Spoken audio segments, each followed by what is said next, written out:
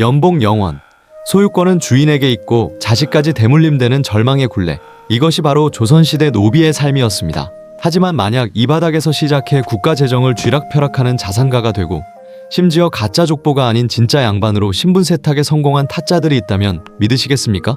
태생이 흙수저라 이번 생은 망했다고? 그건 조선의 자수성가 전략가들을 몰라서 하는 소리입니다. 오늘은 시스템의 허점을 뚫고 올라간 조선판 머니게임, 그 소름돋는 신분 세탁 전략을 공개합니다. 이미 우리 채널에서 소개했던 반석평 판서를 기억하시나요? 노비 출신으로 판서까지 오른 전설적인 인물이죠. 하지만 그가 단순히 운이 좋아서 성공한 걸까요? 아닙니다. 그는 주인을 감동시켜 자유라는 시드머니를 얻어냈고 이후엔 실력 하나로 조정의 핵심 인재가 됐습니다. 현대로 치면 중소기업 말단 직원이 실력만으로 대기업 CEO가 된 격이죠. 하지만 반석평이 엘리트 코스였다면 지금부터 소개할 인물들은 실전 야생 코스입니다. 조선판 신분 세탁의 결정적 골든타임은 바로 임진왜란이었습니다. 전쟁으로 나라는 망해가는데 조정금고엔 돈이 한 푼도 없었죠. 이때 선조가 꺼내든 카드가 바로 납속책입니다.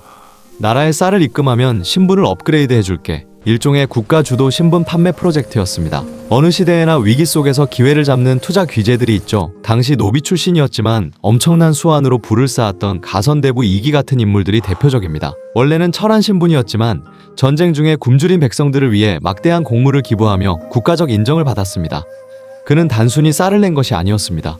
전쟁으로 백성들이 굶주릴 때 그는 거대한 곡물 창고를 운영하며 국가 경제에 숨통을 트이게 했습니다. 그의 곡물은 군량미로 사용되었고 백성들의 생명을 구했습니다. 이 과정에서 그는 막대한 부를 축적했을 뿐만 아니라 국가에 대한 충성심과 능력을 인정받았습니다. 그의 이름 앞에는 가선대부라는 벼슬이 붙었고 이는 곧 양반으로서의 지위를 의미했습니다. 또 다른 인물, 안방준의 기록을 보면 당시 돈을 내고 양반 신분을 산 사람들이 얼마나 많았는지 알 수 있습니다. 안방준은 17세기 초반 임진왜란 이후 혼란스러운 시기에 활동했던 인물입니다.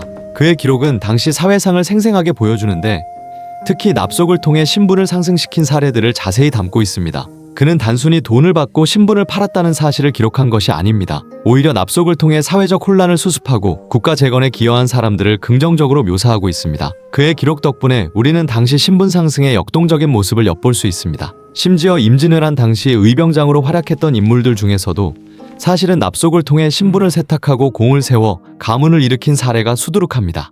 의병장이라는 명예로운 직책 뒤에 숨겨진 어쩌면 더 절박했던 신분 상승의 욕망을 엿볼 수 있는 대목입니다. 이들은 단순히 쌀만 낸 게 아닙니다. 전쟁 물자를 조달하며 국가 파트너급 영향력을 확보했고 결국 합법적인 영수증인 공명첩을 받아 양반 족보에 이름을 올렸습니다. 공명첩은 국가가 발행하는 일종의 신분증명서였습니다. 돈이나 물자를 바친 대가로 발급되었으며 이를 통해 공식적으로 양반 신분을 얻게 되는 것이죠. 어제의 개똥이가 오늘의 이 대감으로 신분 떡상을 이뤄내는 순간입니다.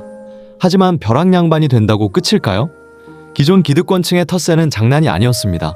새롭게 양반이 된 이들은 끊임없는 견제와 의심에 시달려야 했습니다. 이때 이들의 소름 돋는 브랜딩 전략이 등장합니다. 첫째, 몰락한 양반 가문의 족보 M&A입니다. 대를 잇지 못해 파산 직전인 가문에 막대한 자금을 대고 양자로 들어가는 방식이죠. 이는 마치 현대의 기업 인수합병과 같습니다.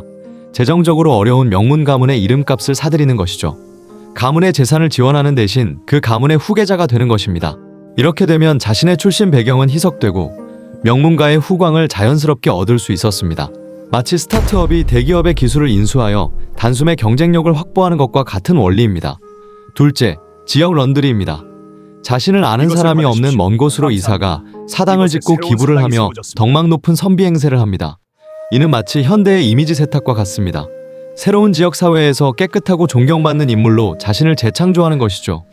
낯선 곳에서 새로운 평판을 쌓기 위해 지역 사회에 필요한 사업을 지원하거나 학문 연구를 후원하는 등의 활동을 했습니다. 이렇게 쌓은 덕망은 곧 사회적 지위로 이어졌습니다. 실제로 18세기 이후 울산이나 대구 같은 대도시의 호적 기록을 보면 양반 비율이 70%가 넘게 급증하는데 이게 다 이런 전략의 결과물입니다. 갑자기 늘어난 양반들의 상당수는 과거 납속이나 가문 M&A, 지역 런드리 등을 통해 신분을 상승시킨 사람들이었습니다. 이들은 자신들의 새로운 신분을 공고히 하기 위해 후손들에게 교육을 집중시키고 가문의 역사를 재구성하며 사회적으로 존경받는 인물로 포장했습니다. 현대의 기업들이 브랜드 이미지를 관리하고 사회 공헌 활동을 통해 긍정적인 이미지를 구축하는 것과 매우 유사합니다. 이렇게 2에서 3대만 지나면 그 집안은 누구도 건드릴 수 없는 완벽한 금수저 가문으로 탈바꿈하게 됩니다. 과거의 흔적은 희미해지고 새로운 신분은 마치 태생부터 그랬던 것처럼 자연스럽게 받아들여졌습니다. 태생의 한계를 비웃듯 시스템을 역이용한 조선의 흙수저들. 그들은 단순히 이름표를 바꾼 게 아니라 자신의 운명을 바꾼 전략가들이었습니다. 그들의 이야기는 단순히 과거의 기록이 아닙니다. 오늘날 우리가 마주하는 사회적 불평등과 계급 이동의 문제에 대한 깊은 통찰을 제공합니다. 계급의 사다리가 끊어졌다고 말하는 2026년 현재, 여러분이 만약 그 시대의 노비였다면 전 재산을 걸고 신분을 바꾸시겠습니까? 아니면 안전한 현실에 만족하시겠습니까? 여러분의 생각을 댓글로 남겨주세요. 역사 속 한 사람은 여러분의 인생 역전을 응원합니다. 오늘 영상이 흥미로우셨다면 구독과 좋아요 부탁드립니다.